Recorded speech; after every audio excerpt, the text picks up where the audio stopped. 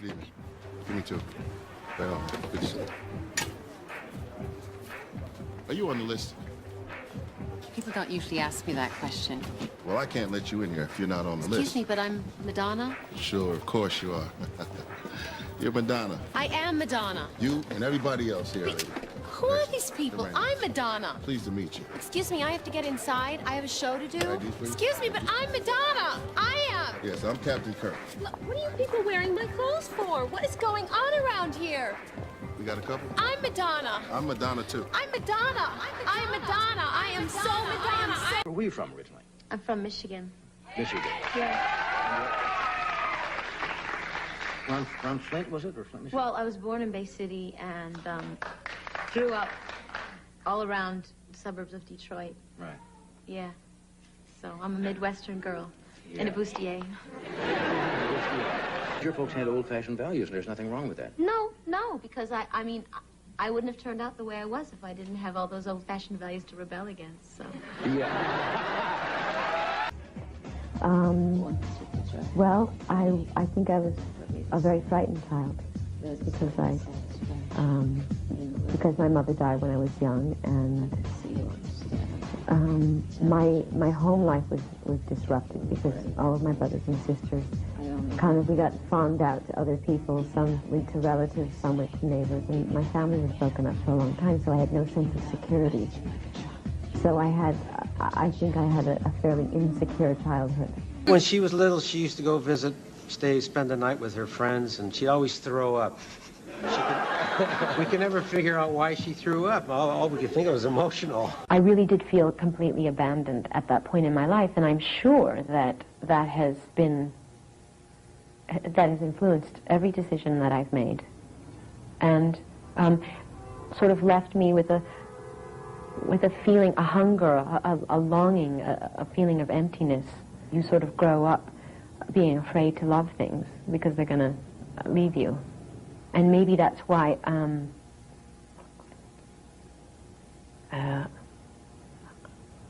I overreact to things. I'm oversensitive to things because a lot of times I think, are both of your parents still alive? They are. Are you close to them? I am. Yeah.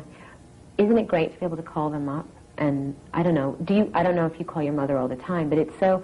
I call my mother all the time. Yeah. Well, I am constantly, in these situations where I'm completely frustrated and absolutely no one can come to my rescue, make me feel better.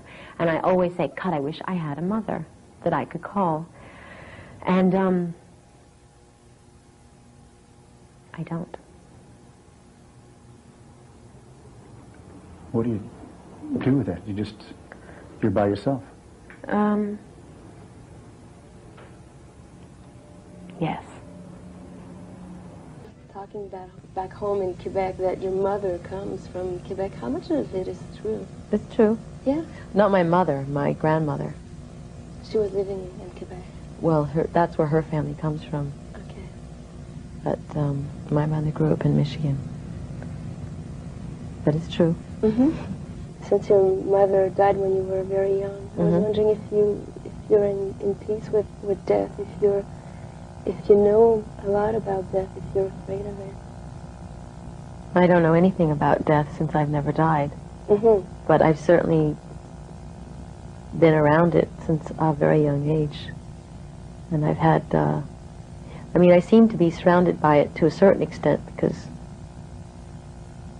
of AIDS. A lot of my friends have died of AIDS, and when I was younger, my mother died, then my uncle died, and then my grandfather died. It seemed like everyone was dying all the time, so death was this kind of strange obsession that I had because it was so mysterious, and it always took away the people that I loved.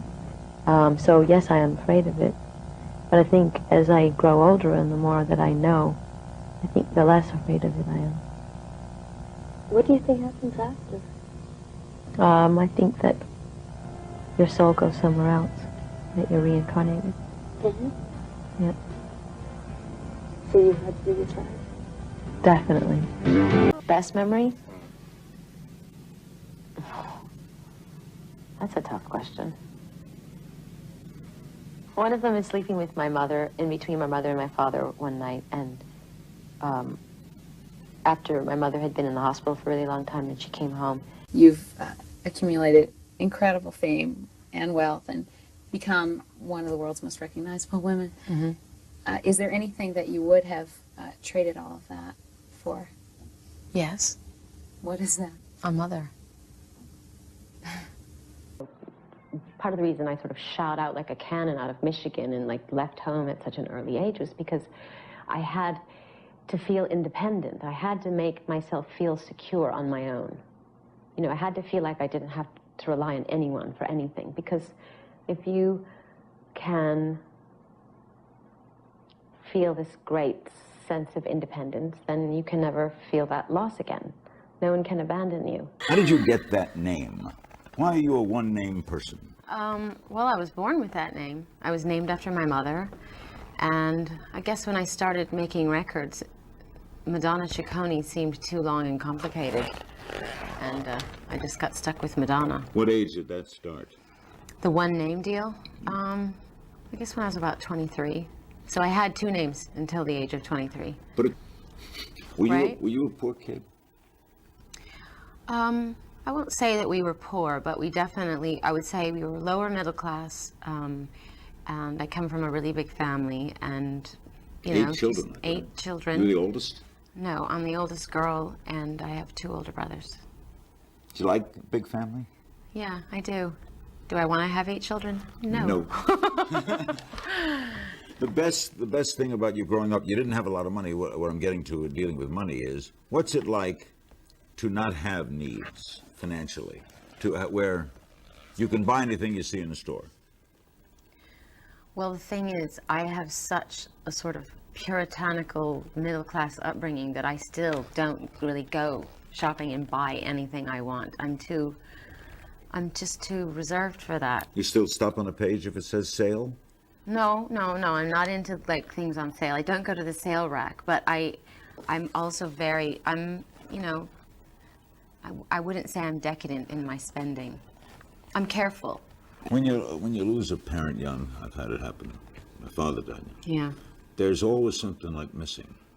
Yes, you walk around with a big hole inside of you, Yeah. a feeling of emptiness and longing that, you know, and I think a lot of times that's why you become an overachiever. I mean, just trying to fill up. Got to show. Yeah. Are you close with brothers and sisters? Yeah. Your family keeps in touch. There hasn't been separation. Definitely. Do your big brothers? They all tortured me over the holidays. Do your big brothers? Are they still your kind of look up to them?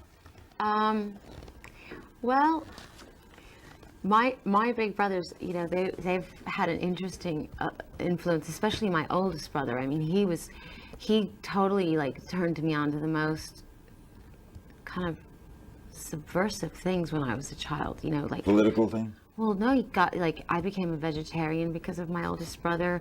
He used to he introduced me to Charles Bukowski and Richard Brautigan, and Poland. you know, I mean, they were into the whole you know, LSD, drug culture, Mahavishnu Orchestra. You know, I mean, I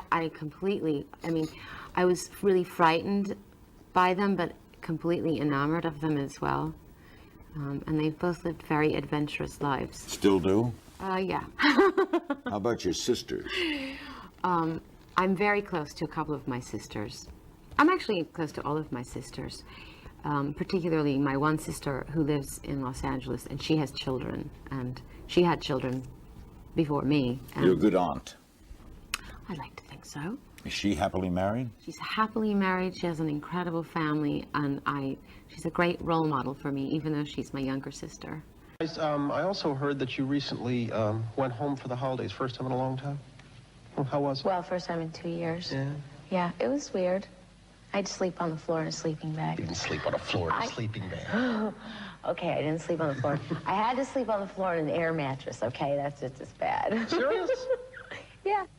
Is it hard when the whole family gets together and, I mean, everybody in the family is family except for...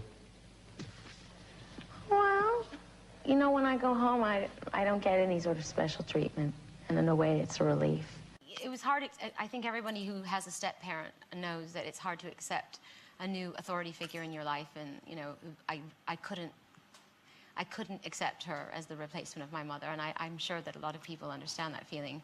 I gave her a really hard time unfairly, and also my father was very strict, very Catholic, very conservative. I mean, I literally I couldn't leave the house without, you know, my skirts being, you know, a certain like length and, you know, half an inch off my knee, and I had to go and change, and I guess I had to rebel against all that. So I had to, you know, turn my father into the enemy, which he wasn't. I grew up in Detroit, Pontiac, mostly black neighborhoods, and then during the race riots, our family moved to a suburb, a white suburb. Do you remember that day?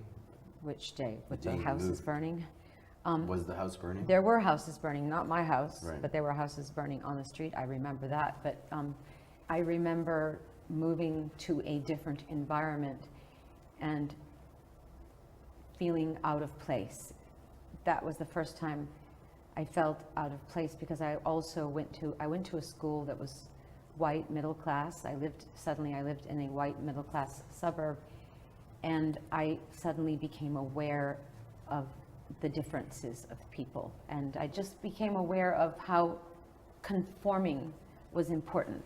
Right. Being like everyone else was important. Dressing like everyone else was important.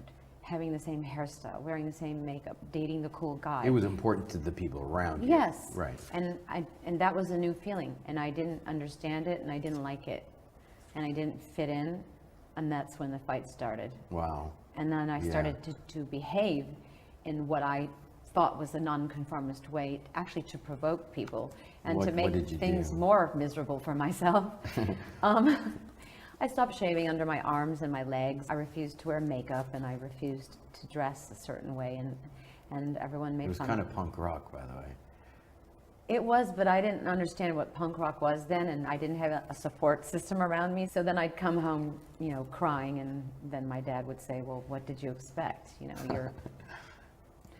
know, you're going out of your way to be different, and people are making fun of you for being different, and so now you have to pay the piper. Having to move from my neighborhood, which I felt very comfortable in, to a safer neighborhood, which I didn't feel comfortable in. That also felt unfair. And my brothers having freedom to do whatever they wanted, and the girls in our family not being able to do what they wanted, that felt unfair. And the way that people treated you in my high school, if you were different, if you were fat or gay or hairy like me, that felt unfair. I don't know, it was just it was a domino effect that ultimately catapulted me out of the world that I was in. I grew up in a high school where it was very conservative, and I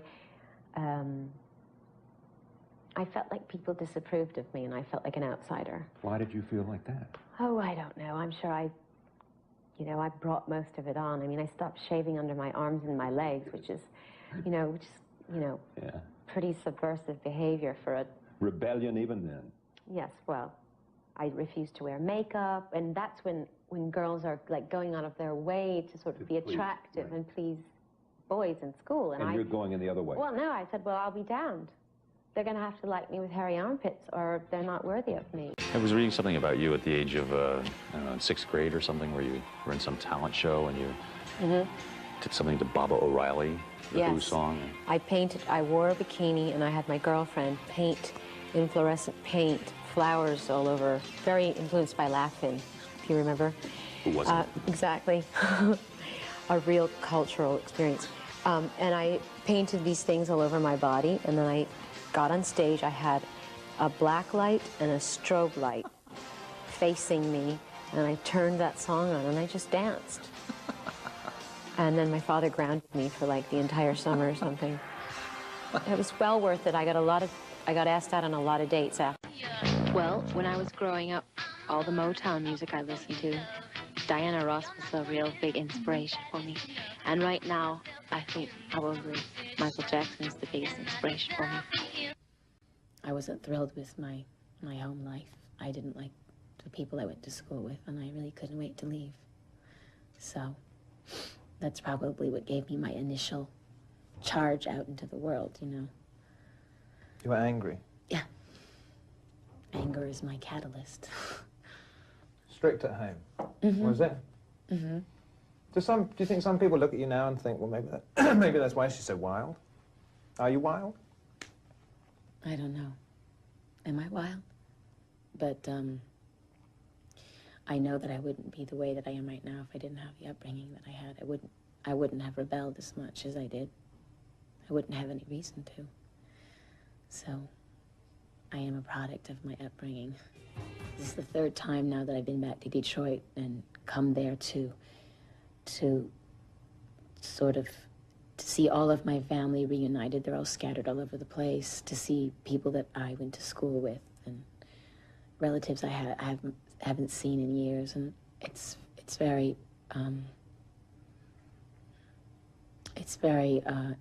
in a way it's painful, you know what I mean, because it conjures up images that you and feelings and memories that you don't necessarily want to have. But I think that this was the best one so far. I mean, the first time I was on tour and I came back, it was like, okay, I'm showing everybody that I am somebody I'm going to be, and so, you know, here I am, and it was basically sticking my tongue out at everybody.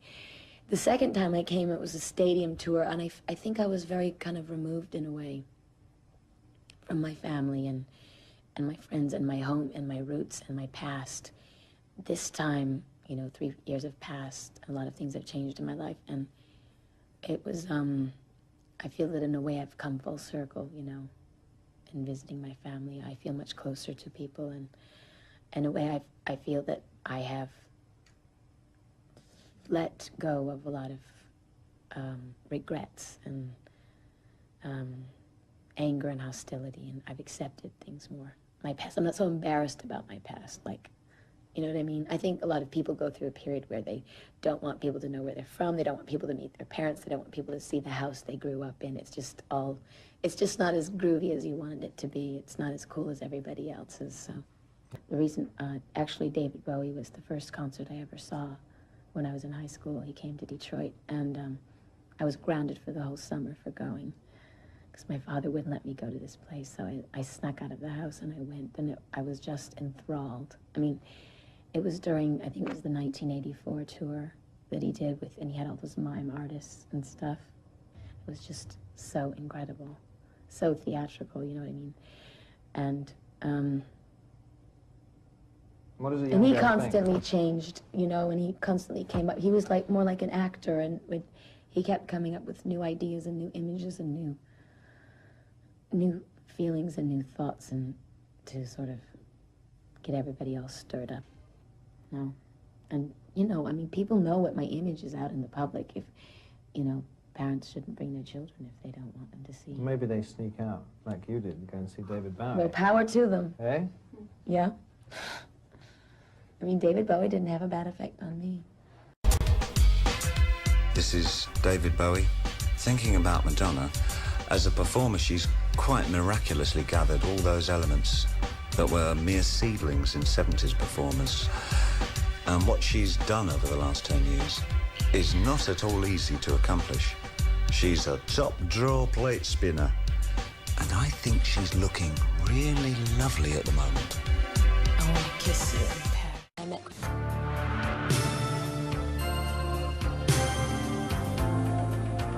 Christopher Flynn was Madonna's primary influence during her high school years. He was her dance teacher. This is a man who truly loved and cared and promoted her success. Story has it that Madonna used to go to some of the clubs in Detroit with Christopher Flynn, where she got exposed to a lot of different people, lifestyles, and got to see a variety of dance moves that were street. Christopher Flynn, my whole life changed. It wasn't just because studying dance with him gave me a focus, which is really important, and took me sort of out of what I consider to be a very humdrum existence. But he taught me about art and classical music and took me to museums, and he also took me out to my first gay discotheque, and I just saw a different side of life that I had never seen before. She loved to dance, period, which is one of the things I admire very much. I like people who love to dance even more than they want to be ballet dancers. And she would clear the floor, and we'd just start cutting loose, and everybody loved her, and not because she was showing off, It's just that she so thoroughly enjoyed dancing that it just sprung out of her. Who do you know who's more successful than this woman? That I find very difficult to relate to. I go, you know, she's got all these zillions and billions of dollars or something, whatever, and that she can't move across this room without being deluged by people, etc. Where's my little Madonna? She had a doll that was probably 2 feet long, little girl doll, you know, a little dress and so forth, stuck onto her arm. Looked just like the most innocent child in the world. Christopher Flynn was the first person that told me I was beautiful, and that told me I was special, and that made me look at myself in a different way. I think I was 14 years old, and I was feeling horribly unattractive and unpopular and uninteresting and unfabulous. And he said, "God, you're beautiful." And I mean, I don't think anyone ever said that to me before. And I said, "What?" You know, and he made me appreciate beauty, but not in a conventional way, you know, like really about spirit and soul. Someone said to me the other day, you lit a fire under her, and I said, "No, darling, I lit lots of fires, but her kindling was just in the right place. It took off." Fun she was, always that, but fun. And it's the kind of fun I like because it does not deny responsibility or deny seriousness or deny classicism, things that the love of what we were doing was all about. Chris Flynn, who introduced Madonna at this fundraising dance-a-thon for the AIDS Project of LA, is an AIDS victim himself. He's also the first dance teacher Madonna ever had, and still a very close friend. You will understand the depth of my faith in her when I tell you that she was among the first persons I turned to when I was diagnosed. She understands, she cares, and like you, she knows that being here makes all the difference. You know, he's thanking me for being here, but I have to say thank you to him because he's the man responsible for encouraging me to go after my dreams, to go to New York, to, I don't know. He taught me, I went to my first dance class with him. He's a great guy. As your oldest living disco partner, I claim the first dance. My greatest idol was my Russian history teacher. Thank you, Madonna. There's a woman in Chicago who had to come and see you today. She said Madonna was one of her favorite students. Uh-oh. She remembers the special bond that you shared, and the last time she saw you was at a concert in 1985, nearly 20 years ago. Do you remember your high school history teacher? Do you? Mrs. Fellows? Mrs. Fellows. Really? Mrs. Fellows is here. Mrs. Fellows? Where? Yes. Please come on down and give Madonna.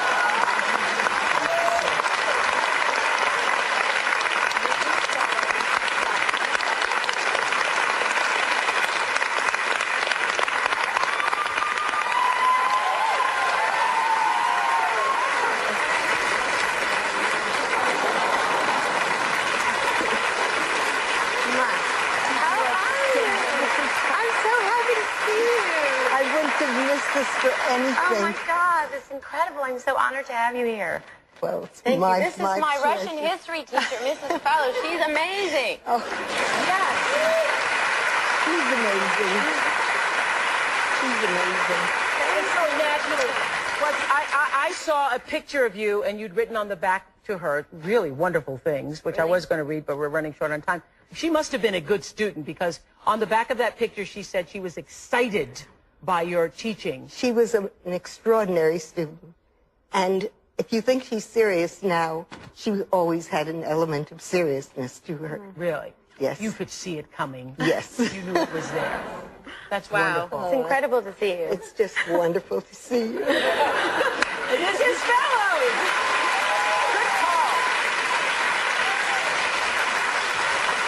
Madonna came into my class as a junior, and she sat right in front of me, and I focused completely on her, and she engaged me, and then later that engagement intensified. Marilyn was kind of like a mother figure and had been through a lot, and she had lost a lot of relatives in Europe. So she kind of identified with the loss that Madonna went through. Madonna took several courses from her in philosophy, ancient history, American history, and unbeknownst to many of us, kept correspondence with her long after she left high school, and they would share very intellectual, thought-provoking, philosophical letters. This is a photograph that she gave to me when she graduated high school. Mrs. Fellows, I cannot begin to tell you how I feel about you and how I shall always treasure your words of encouragement. Sometimes I think you might explode with so much energy inside of you. I think you're crazy, and I'm madly in love with your craziness and, of course, you, Madonna. The oldest, that she would take her mom's place, you know, do the cooking, the cleaning, kind of take care of the family. And instead, Dad brought home this, quote, other woman. Her father met and married Joan Ciccone. She always resented that woman coming in, kind of the interloper. From every appearance, they had a good relationship. I don't want to say about the evil stepmother. A lot of caring, a lot of mutual trust, respect. Madonna was supposed to go home and babysit Mario on Friday nights. I would call the stepmother and say, all the cheerleaders have to be at these after-game dances and wear their uniforms. We would tell her mom she had to be here as part of the cheerleading requirement so she could be here to dance. True. Madonna was actually a great student in school. She's always been driven to please her dad. She was in the top 10% of the range of intelligence. We used to use a mini tramp. She hit the mini tramp and flipped up. And it was more, it upset this basketball coach we had. He was just shocked. This shocked look on his face. He would watch our cheers more than coach's team at the time. We had a talent show during her 10th grade year of high school, and Madonna chose to dance. It was our first glimpse of her wearing capris and showing a little midriff. And we were like, okay, what's going to happen now? What did happen was she was a phenomenally great dancer, strutted her stuff, a little risque, but her dance quality in the art took over, and she was a hit of the talent assembly. She used to come in our office. We used to make her dance all the time for us. We'd put on music and Madonna would give us a little dance recital on the spot. I had to make a film for film class. I just referred to it as the egg film. I think I just said, do you want to be in a movie? And she said, sure. She was babysitting at somebody's house. And so the film was actually made on the redwood deck, you know, off of the room while the baby was asleep. She was kind of withdrawn in certain ways, and then she was kind of social in certain ways. She kept to herself, but she was also a cheerleader, so she seemed to have almost like two sides to her personality. I don't think anybody could quite figure her out. She was a little bit of an enigma, and to me that made her all the more interesting. We used to drive around in my '73 Capri listening to my 8-track deck singing The Rise and Fall of Ziggy Stardust and the Spiders from Mars, which was her favorite album and my favorite album at that time. The thing I believe that set Madonna apart from many of the other talented kids in school is that she worked longer and harder at her dance. She was the student who got in a car, drove 25 miles to Detroit, while other kids were maybe out goofing around. She was doing dance and practicing endless hours. I always thought she'd be a big dancer on Broadway with a major show. Stemming from what particularly? Bring it back again to your Stemming childhood? from not being understood. I mean, first of all, I was angry when my mother died, of course. I mean, I couldn't accept it. But then understanding from a very young age that if you didn't fit into a certain standard or conventional stereotype, blonde hair, blue eyes, as you can see, I made myself a blonde. You know, you didn't look a certain way, you didn't act a certain way, you didn't say the right things, you didn't come from a certain economic background, you weren't accepted. And I was angry about that. Young Madonna growing up in Michigan and a teacher she befriended. We had a chemistry that we got along so well. And she's got the pictures and the letters to prove it. Undine Massot actually taught Madonna's brother Christopher, but a bond between the teacher and a 15-year-old Madonna formed quickly. I wouldn't judge her one way or the other. After cheerleading practice, Madonna would sometimes head over to Undine's house to play dress-up, trying on the older woman's tube tops and bikinis. We became really close friends, and she liked the clothes I wear, and she would go in my closet and raid my closet. After graduating Rochester Adams High School near Detroit, Madonna pursued dance at the University of Michigan. It was during this time Undine received letters from a restless Madonna. Things aren't going well with me and my lover. I suppose it's because we're both very selfish and egotistical people. But he's really the most fantastic man I know. There aren't many people here with whom I share the same interests, but there are a few gay discos and somewhat kinky people that keep me going. That's Madonna. Oh, yes. Anything that was provocative, let's say. She doesn't put it on. That's her. As this picture proves, Madonna learned shock value at an early age. She has given me strength. During my low points of my life, I would just think about what she went through. First time I saw Madonna, she was 16 years old. I was actually interviewing her ballet teacher to see if I wanted to bring him to the University of Michigan. So I went out to Rochester to his dance studio, and there were 3 students in the class, and Madonna was one of them. She was so beautiful and so lithe and so small, and her lines were gorgeous. I ended up hiring Christopher Flynn, who she adored. I guess the most memorable visit Madonna made to my office was during her senior year when she was applying for a dance scholarship at University of Michigan. I think Madonna chose University of Michigan and the School of Dance because Christopher Flynn was there, and he gave her great encouragement to follow along and basically sent the message to her, stay with me, I'll help mentor you, I will teach you. I came to the University of Michigan from a school in New York. I knew a couple of people, and we got an apartment together. It was a couple of guys and me, but I needed someone to share my room. And someone said, oh, there's a girl in the department who is looking for a roommate too. I remember the first time that she came over, she was a little intimidating to me. She had a shirt on that was all cut up, like she had taken scissors and cut it up on purpose. She sat on the couch opposite me and kind of just took over the room. The 2 guys were like, you know, just like staring, which of course I didn't like at all. In the ground floor was Miller's Ice Cream Parlor, and we both got jobs there at the same time. And I remember the woman who hired us was this big woman named Barb, and she was really tough. In the interview, she said, you girls have to wear bras. And so we had this big discussion when we got back up to the room about, okay, are you gonna wear a bra? I mean, I'm not gonna have her tell me whether I'm gonna wear a bra or not, and that sort of thing. A night after we'd been out dancing, got home at 2 or 3 in the morning, she'd be up at maybe 8 o'clock in the morning, out the door, and in the dance department. She was an excellent student, very disciplined. I remember her standing always in the front row. The Rubaiyat, it was the gay bar in town. It was the best place to go dancing. It was the only place to go dancing. I did feel that the driving force was a little rooted in need. She talked about her mom and how much she missed her. And when my mother would call me on the phone and we'd be talking, I would look up and I'd see her standing there sort of listening to us. She was sad. Give me comfort in your arms. I think the first time I saw Madonna was 1977 in Ann Arbor, Michigan. It was a hustle lesson at this discotheque. She likes to say that she offered to buy me a drink, but it was the other way around. It was kind of just a social friendship. My first impression with meeting her was one that I had, encountered a force of nature. I encountered something that was maybe not completely human. Yeah, I was playing drums in a band called the Cost of Living Band, and she would come and sometimes be one of 2 or 3 people at the venues, dancing up a storm and of course creating her own attention. In fact, I wonder if some people didn't come to our shows because they knew she would be there dancing.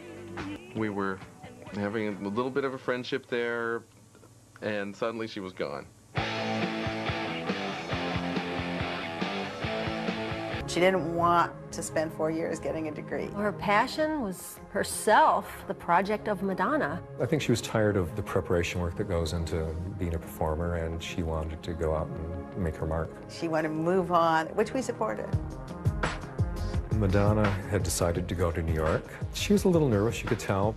The last time I saw her and spoke to her was when we put her on the airplane.